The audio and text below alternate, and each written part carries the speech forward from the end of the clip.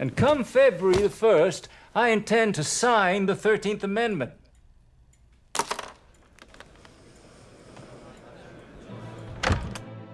영화로 세상을 바라보다. 영화를 볼 때 알아두면 더 좋은 사회적, 경제적, 정치적, 그리고 철학적 갖가지 배경 지식으로 영화를 좀 더 다른 시선에서 바라보고자 합니다. 알고 보면 더 깊어 보이는 신스로의 영화 이야기. 오늘 함께할 영화는 스티븐 스필버그 감독의 2013년도 작품 링컨입니다. 스필버그 감독은 영화에 대해 도대체 못하는 게 뭘까 싶을 정도로 갖가지 장르를 다 섭렵한 것 같죠. 영화 링컨은 가장 위대한 지도자 중에 한 명으로 손꼽히는 미국의 16대 대통령 에이브라함 링컨의 후반부 삶을 다루는데, 이 영화는 그의 어떠한 위대한 업적을 강조하기보단 한 인간의 결함을 여실하게 드러내는 다큐멘터리처럼 보이기도 합니다. 영화 링컨은 미연방 역사상 가장 아픈 상처로 기억될 남북전쟁과 그 사이에서 중심축이 되는 노예제, 그리고 이를 고민하게 되는 인간 링컨에 대해 다루는데 상당히 잘 만든 작품입니다. 역사에 대한 고증도 탁월했으며 이를 풀어내는 스필버그 감독의 연출력은 말할 것도 없고, 링컨을 박제해 놓은 배우 다니엘 데이 루이스의 연기 복사에다 이를 덤덤하게 담아내는 야누즈 카민스키 감독의 촬영까지 정말 완벽에 가깝죠. 존경받는 실제 한 인물을 영화화하기란 감독으로서도 사실 쉬운 결정은 아닙니다. 특히 정치적 인물일 경우 대부분 많은 지지를 받아봐야 50% 정도이기 때문에 상업적으로는 어쩌면 크나큰 위험을 감수하는 일일 수도 있죠. 또한 배우로서는 잘해야 본전인 경우가 많습니다. 우리가 기억하는 인물을 그대로 표현할 경우 그 인물의 그림자를 벗어나지 못하는 것이 되고, 배우 자신의 연기를 하다 보면 관객의 기대를 못 미치는 일이 발생할 수도 있겠죠. 사실 저를 포함한 많은 사람들이 링컨에 대해 그리 깊이 알지는 못하리라 생각합니다. 우리가 아는 대부분은 그가 투머치 토커라는 것이죠. As the preacher said, I could write shorter sermons, but once I start, I get too lazy to stop. 대부분 게티즈버그 연설 정도가 전부일 텐데요. Shall have a new birth of freedom, and that government of the people, by the people, for the people, shall not perish from the earth. 오늘은 저도 영화 링컨의 사회적, 경제적, 정치적, 그리고 철학적인 갖가지 배경 지식에 대해 투머치 토크를 해보겠습니다. 거의 다큐라 할 정도의 역사적 사실을 기반으로 한 영화이기 때문에 특별한 스포일러는 없으니 바로 끝까지 감상해 주셔도 되겠습니다. You are more reptile than man, George. So low and flat that the foot of man is incapable of crushing you. How dare you! 아무래도 정치적 사건을 다루는 영화다 보니 배경이 되는 미국의 정치 제도를 조금 알 필요가 있겠죠? 연방제란 정치 권력이 중앙정부와 지방정부들 간에 배분되고 각기 부여받은 권한의 범위 내에서 법적인 독립성을 유지하는 정부의 형태를 의미합니다. 이게 무슨 말이냐 싶기는 한데, 연방이란 단어는 라틴어의 포이더스에서 유래된 것으로 계약 또는 조약을 뜻하는데요. 여기에는 아주 중요한 의미가 담겨 있습니다. 계약에 대한 정의를 한번 생각해 볼까요? 여기에는 고정된 정의가 존재하지 않는데요. 해석하는 이의 시각에 따라 상당히 다른 의미로 작용되기도 합니다. 때문에 모두를 만족시킬 수 있는 연방은 사실상 존재할 수 없게 되고, 여기에 명확한 의미를 부여한다는 것은 거의 불가능에 가깝습니다. 이런 연방국가의 형태는 중앙정부와 지방정부의 수직적 관계로 이뤄진 단일국가의 형태와는 큰 차이점이 있습니다. 연방헌법의 범위에 있는 민주주의, 지적재산권과 같은 공유가치나 규범을 제외하고선 연방국가에서 지방정부의 권력은 아주 막강하다고 볼 수 있는데요. 때문에 사회적 난제나 구성원 전체의 모순을 해결하는 데 있어 단일국가의 형태보다는 훨씬 유연하다는 장점도 있죠. 그러나 미국의 경우 19세기 중반에 있던 남북전쟁 이후 각 주의 권력이 엄청나게 떨어지면서 연방제의 독립성을 잃게 되고, 이것은 연방제보단 거대한 중앙정부에 가까운 모습을 띠게 됩니다. 이때 언급된 남북전쟁이 바로 영화 링컨의 주된 배경이죠. 노예제를 지금 현대의 시점으로 물어보면 당연히 인권에 반한다 말하는 사람이 대부분일 텐데요. 당시의 상황은 우리가 생각하는 것과 조금 달랐습니다. 심지어 노예제를 반대하는 진영도 마냥 순수한 의미의 인권만으로 반대를 주장하는 건 아니었죠.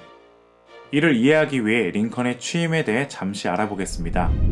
이제야 영화 얘기를 좀 하나 싶었는데 아직입니다. 자, 1860년 모두가 예상한 대로 공화당 소속의 링컨이 16대 미국 대통령에 당선되었습니다만 사실 남부 사람들의 입장에서는 크나큰 충격이었습니다. 브레킨리지에게 거의 몰표에 가까운 지지를 보냈지만 인구가 많은 북부에게 그냥 밀려버린 거죠. 결국 링컨의 취임이 있기 전 연방으로부터의 분리를 선언하는 주가 생겨나기 시작하고 1861년 2월 4일 기존 정부에 대항하는 남부연합, 공식 명칭으로는 아메리카 연합국이 생겨납니다. 연합정부의 관점에서는 당연히 용납할 수 없겠죠? 이에 정부는 연방으로부터 탈퇴한 모든 주가 반란 상태에 있음을 선언하게 이루고 이후 평화조약을 제안하는 남부의 모든 제안에 링컨은 이를 단칼에 거절합니다. We don't need a goddamn abolition amendment. Leave the Constitution alone. The peace commissioners appear today, or State by worse, state, on you the can morning. extricate. I can't listen to this anymore. 어떤 식으로든 협상을 하고 조약을 맺는다는 것은 남부를 합법적 국가로 인정한다는 뜻을 내포하기 때문이죠. 그러기에 영화에서 링컨이 다소 독단적으로 보일 만큼 혹은 평소 우리가 알고 있는 평화주의자 이미지와 다른 건 연방국가의 대통령으로서 어쩌면 당연할지도 모릅니다. 그나저나 남부는 왜 노예제를 찬성하고 북부는 왜 노예제를 반대했던 걸까요? 여기에는 또 다른 정치적, 경제적 상황이 있습니다.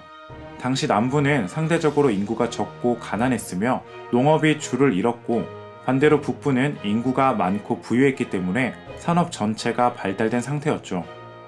18세기 후반부터 남부에서는 조면기의 발명으로 목화 재배와 수확량이 기하급수적으로 늘어났는데 이에 따라 더 많은 노예가 지속적으로 필요하게 됐죠. 한편 급속도로 산업이 발전한 북부는 남부의 노예를 분산시켜 산업 노동력으로 활용하길 원했기 때문에 노예제의 폐지를 주장하게 됩니다.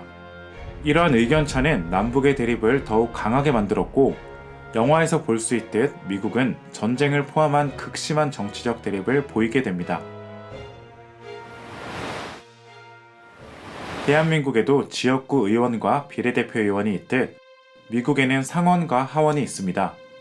간단하게 말해 상원은 각 지역의 인구수와 무관하게 6년 임기에 주별 대표자 2명을 보유하게 되며 지역 대표로서 정부 정책에 찬반의 목소리를 낼 수 있습니다. 각 지역을 동등하게 대표해서 정부의 의견을 나눌 수 있는 거죠. 하원의 경우 인구수에 비례하는 만큼 2년 임기의 대표자를 보유하게 되며 세금 관련이나 경제정책, 기타 다양한 법안을 발행하는 일을 합니다. 이러한 상원과 하원의 개념은 영화 링컨을 이해하는 데 도움이 됩니다. Estimable colleagues, 2 bloody years ago this month, His Highness King Abraham Africanus I, our great usurper, 1863년 링컨이 노예 해방을 선언한 후 1864년에 이와 직접적으로 관련된 헌법 13조의 수정안이 상원에 통과됩니다. On the 31st of this month of this year, put the amendment up for a vote. 정부 정책에 동의했다는 뜻이죠. See what is before you. 문제는 하원이었습니다. 최종적으로 헌법이 수정되기 위해서는 하원의 동의까지 얻어야 하는데 당시 링컨이 속해 있던 공화당 전체의 동의를 얻는다 가정해도 20표 정도가 부족했던 거죠. 여당인 공화당 소속의 링컨은 야당의 지지까지 얻어야 했던 상황인 겁니다. 참고로 당시 미국은 앞서 언급한 것처럼 연방제가 극심히 흔들려 전쟁까지 하고 있는 상황이었죠. 영화는 이 부분을 집중적으로 다룹니다. Making false representation of Congress is It's impeachable. 그 과정에서 마냥 성인처럼만 이미지화되어 있던 링컨은 거짓말과 매수 그리고 협박도 불사하지 않고 스필버그 감독은 그의 이러한 인간적인 면모를 담담하게 카메라로 보여줍니다. 옳다고 생각하는 목표를 위해서라면 어떠한 과정이라도 정당화될 수 있을까요? 예스라고도 노라고도 쉽게 말할 수는 없을 것 같습니다. 누구나 평등하길 바랬던 에이브라함 링컨. 그가 생각했던 정의와 그로 인한 남북전쟁에서 많은 이들의 희생. 영화 링컨은 역사적, 정치적, 철학적으로도 곱씹어 볼 게 많은 작품입니다. 마지막으로 인간의 평등에 대해 말하는 영화 속 링컨의 대사를 대신하겠습니다. You're an engineer. You must know Euclid's axioms and common notions.